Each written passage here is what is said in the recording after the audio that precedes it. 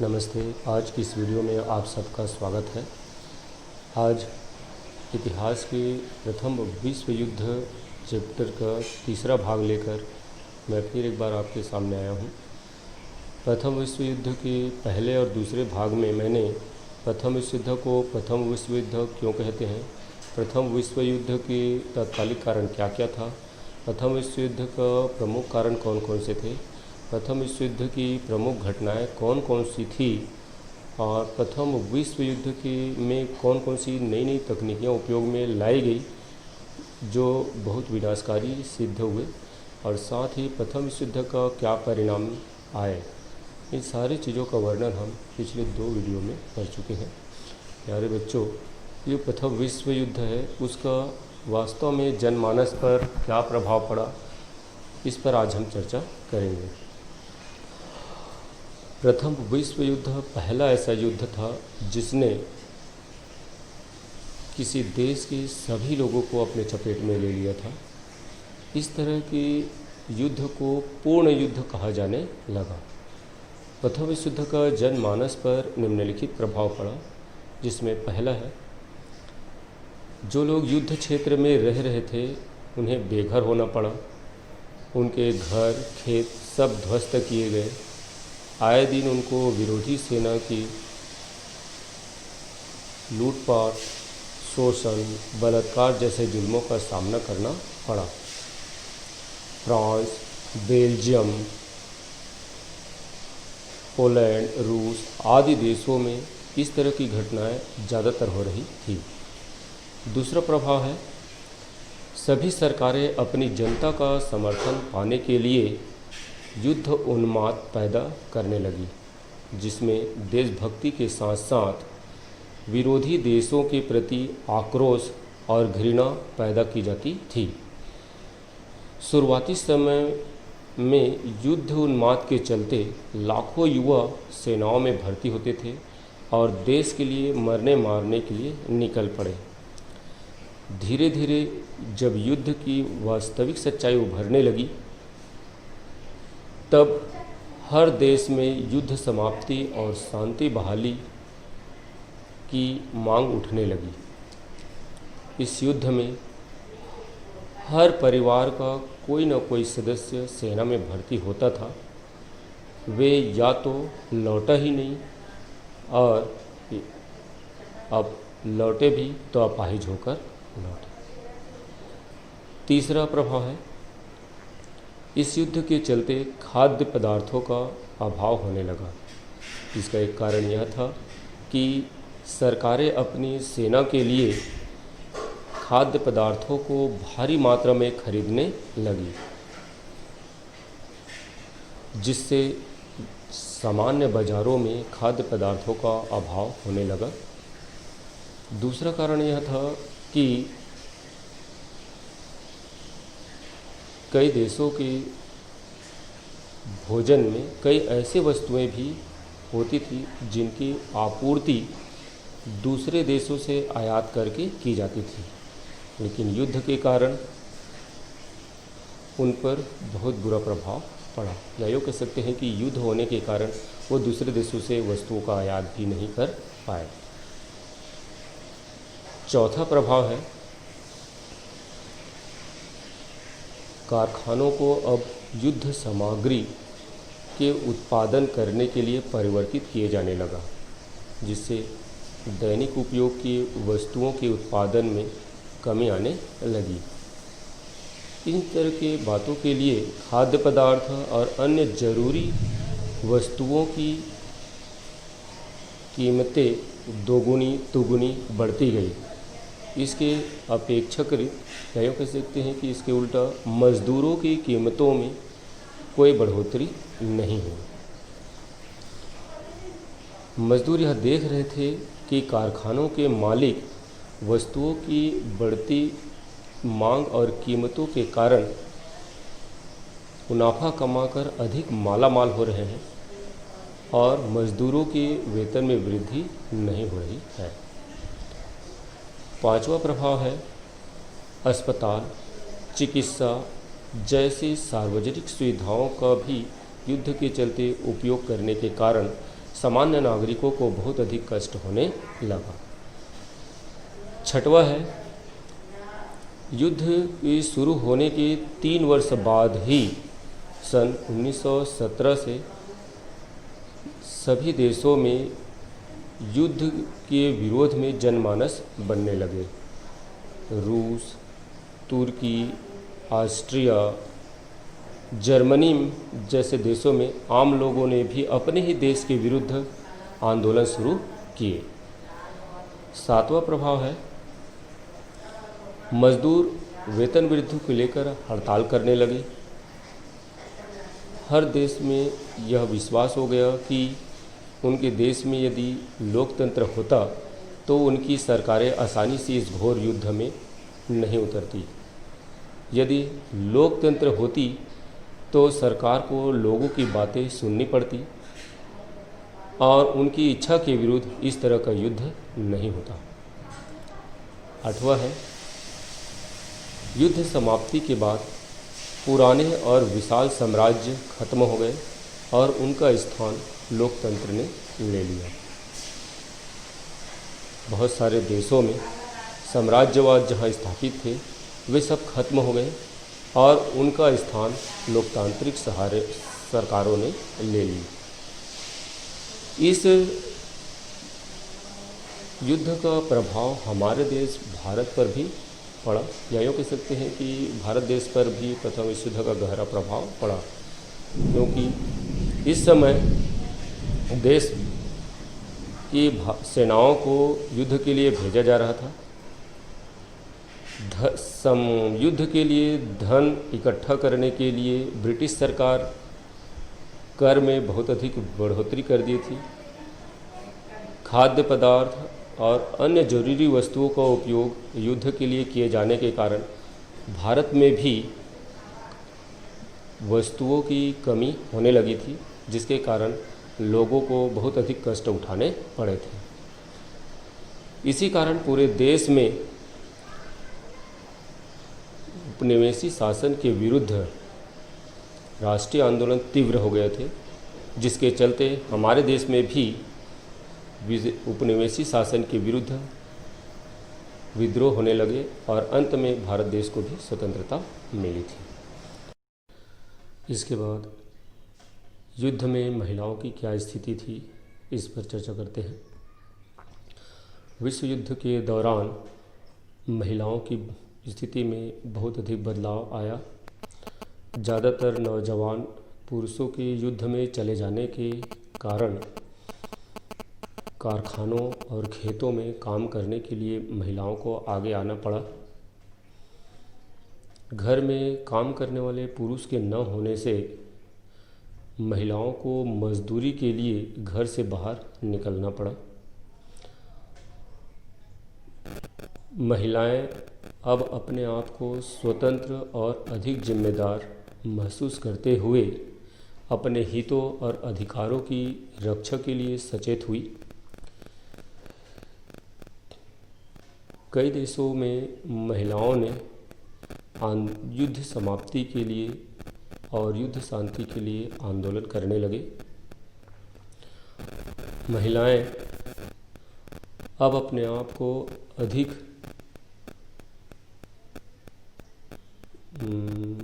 मजबूत मानने लगी, या यूँ कह सकते हैं कि इस युद्ध के दौरान पुरुषों के न होने के कारण महिलाएं अपने आप को संगठित कर ली और संगठन कर अपने सरकारों से यह मांग करने लगी कि उन्हें भी अब संसदीय चुनाव में वोट देने का अधिकार दिया जाए। क्यों? इस पर सबसे पहले ब्रिटेन ने सन 1918 में 30 वर्ष से अधिक उम्र की संपत्तिवान महिलाओं को वोट देने का अधिकार दिया। बाद में जर्मनी और रूस ने भी अपने यहाँ वयस्क मताधिकार, या यूँ कह सकते हैं कि वयस्क महिलाओं को वोट देने का निर्णय लिया गया। अगर हम हमारे देश में देखते हैं, भारत देश में, तो हमारा संविधान 26 जनवरी 1950 को लागू हुआ था और यहाँ पहला आम चुनाव 1952 में संपन्न हुआ और उसी समय सभी को वयस्कता के आधार पर ही मतदान करने का अधिकार मिल गया था।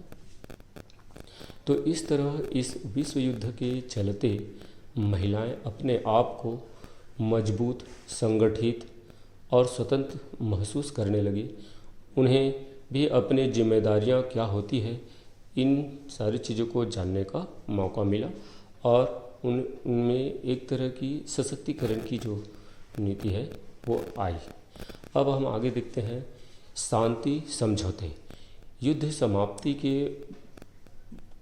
के लिए जो शांतियाँ समझौते हुई थी उन पर अगर हम चर्चा करते हैं तो प्रथम विश्व युद्ध की समाप्ति के लिए अमेरिका के राष्ट्रपति वुड्रो विल्सन ने विशेष प्रयास किया।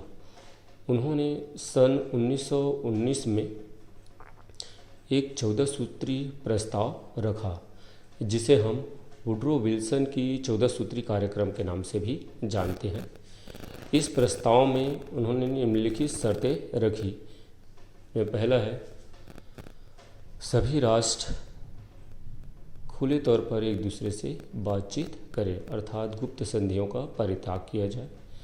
दूसरा, सभी राष्ट्र समुद्री मार्गों का स्वतंत्र रूप से प्रयोग करें, अर्थात महासागरों की यात्रा की स्वतंत्रता हो। सभी राष्ट्रों के मध्य खुले तौर पर ही बातचीत की जाए और संधियां भी खुले तौर पर ही की जाए।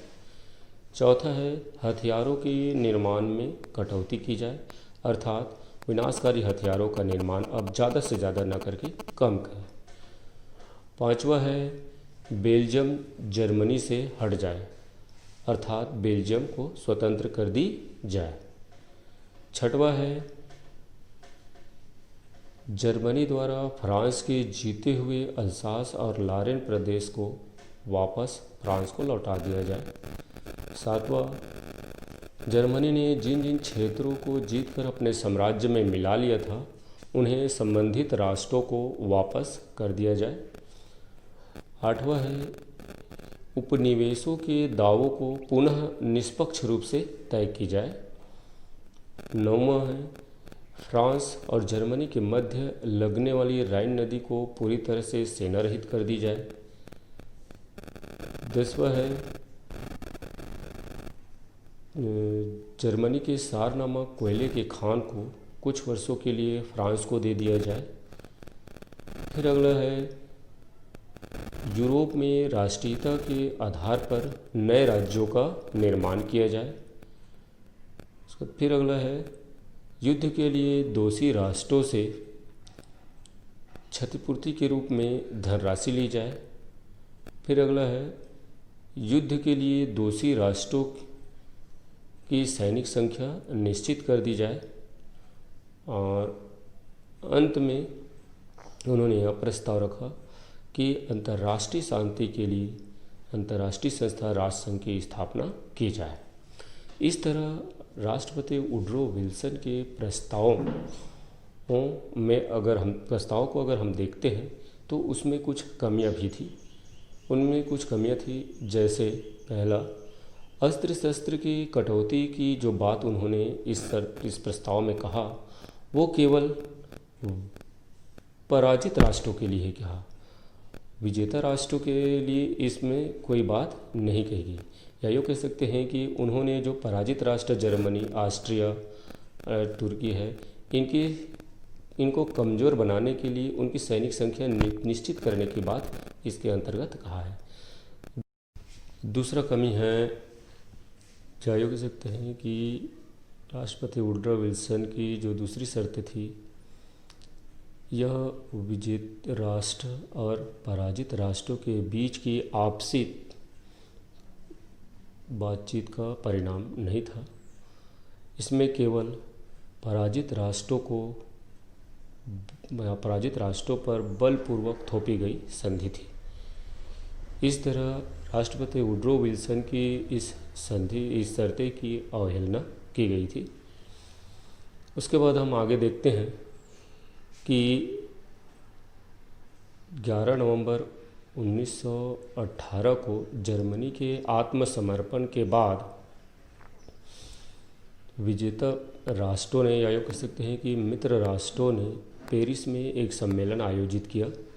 इस सम्मेलन में पराजित राष्ट्र और रूस को छोड़कर बाकी 32 मित्र राष्ट्रों ने भाग लिया था, लेकिन शर्तें निर्धारित करने का कार्य अमेरिका के राष्ट्रपति वुड्रो विल्सन, इंग्लैंड के प्रधानमंत्री लॉर्ड जॉर्ज, फ्रांस के प्रधानमंत्री क्लिसमेस, इटली के प्रधानमंत्री आलेंडो और जापान ने किया। इस सम्मेलन का उद्घाटन फ्रांस के राष्ट्रपति दुकारे ने 18 जनवरी 1919 को पेरिस की स्विस भवन में किया। इस सम्मेलन में पराजित देशों के साथ जो संधि की गई वो इस प्रकार थी, जिसमें पहला जर्मनी के साथ वर्साय की संधि 28 जून 1919 को, दूसरा है ऑस्ट्रिया के साथ सेंट जर्मन की संधि 10 सितंबर 1919 को, बल्गेरिया के साथ न्यूली की संधि 27 नवंबर 1919 को, हंगरी के साथ ट्रायनान की संधि 4 जून 1920 को, टर्की के साथ सेब्रे की संधि 10 अगस्त 1920 को और बाद में टर्की के साथ ही लुसाने की संधि 24 जुलाई 1923 को हुई। उपरोक्त सभी संधियां पेरिस की शांति संधियां कहलाती है, जिसमें से हम विशेष तौर पर वर्साय की संधि हमारे कोर्स में है, जिस पर हमको चर्चा करना है। तो वर्साय की संधि, जैसे कि मैं अभी थोड़ी देर पहले बताया, विजेता राष्ट्र और जर्मनी के साथ, या यूँ कह सकते हैं कि प्रथम विश्व युद्ध के विजेता राष्ट्र और जर्मनी के मध्य 28 जून 1919 को वर्साय की संधि हुई। इस संधि की प्रमुख शर्तें निम्नलिखित थी, जिसमें पहला, प्रथम विश्व युद्ध के लिए जर्मनी और उसके सहयोगी राष्ट्रों को दोषी मानकर उनसे फ्रांस के अल्सास और लारेन प्रांत वापस ले लिया गया। दूसरा, उसके जो सार नामक कोयले की खान थी उसको फ्रांस को देने के लिए कहा गया, जो 15 वर्षों के बाद राष्ट्र संघ में स्वतः ही शामिल हो जाएगा। तीसरा शर्त यह था कि जर्मनी ने जितने भी जीते हुए अपने प्रांत या जर्मनी द्वारा जितने भी जीते गए प्रांत थे उन्हें संबंधित राष्ट्रों को वापस लौटाने के लिए कहा गया। और अगला जो शर्तें रखा कि जर्मनी को वायुयान पनडुब्बियां बनाने के या रखने के अधिकार को छीन लिया गया। जर्मनी की सैनिक संख्या भी निश्चित की गई। फिर अगला शर्त रखा गया कि जर्मनी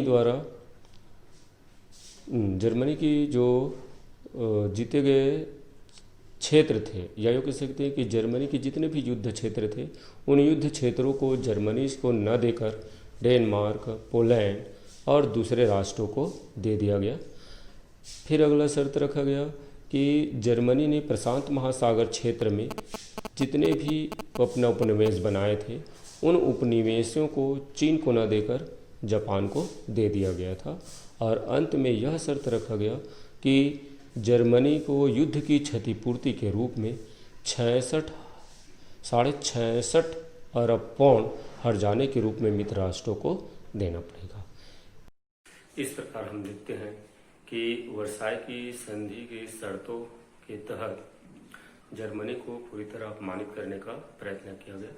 बहुत से अर्थशास्त्री तो यह मानते थे कि जर्मनी के साथ जो वर्साय की संधि या वर्साय की जो शर्तें रखी गई वह न्यायसंगत नहीं था, क्योंकि यह तो सीधी सीधी से उस पर जबरदस्ती थोपी गई संधि थी, जिसे जर्मन जनता किसी भी कीमत पर स्वीकार नहीं कर सकती थी। जर्मनी की जो नई सरकार बनी हुई थी, लोकतंत्र गणतंत्री सरकार, वह भी इस बात को कह रहा था कि ये जो अब कार्य जो किए हैं जर्मनी के द्वारा, वह जो पिछला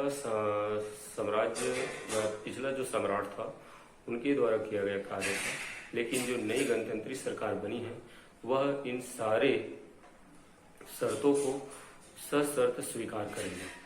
उनकी इस शर्त को स्वीकार करने के कारण ही जर्मनी की जनता अपनी जो गणतंत्री सरकार थी उसके विरुद्ध विद्रोह करने के लिए उतावली हो गई थी। इसी के चलते जर्मनी में एक नई सरकार की स्थापना होने की शुरुआत हुई। या यूँ कह सकते हैं कि जो गणतंत्री सरकार थी वो कुछ ही दिन तक वहाँ ठहर पाई और अंत में वहाँ एक नई सरकार की स्थापना हुई जिसको हम नाजीवाद कहते हैं। इस प्रकार जर्मनी के साथ जो वर्साई की संधि हुई थी, उसके बाद उसी शर्त के अंत में यह भी बात रखी गई थी कि राष्ट्र संघ की स्थापना की जाए। तो वास्तव में राष्ट्र संघ क्या है, इस पर आज अभी चर्चा करते हैं। प्रथम विश्व युद्ध इतना विनाशकारी था, इतना भयानक था कि इससे पहले और कोई युद्ध नहीं हुई थी। इस युद्ध की विभीषिका को देखकर विश्व के बहुत सारे राष्ट्रों ने सोचा कि इस तरह का और दोबारा युद्ध इस संसार में न हो, या हम यूं कह सकते हैं कि इस तरह का और दोबारा युद्ध इस संसार में दोबारा न हो। क्योंकि अगर इस तरह का युद्ध दोबारा होता है तो उससे बहुत अधिक नुकसान होने की संभावना होती है।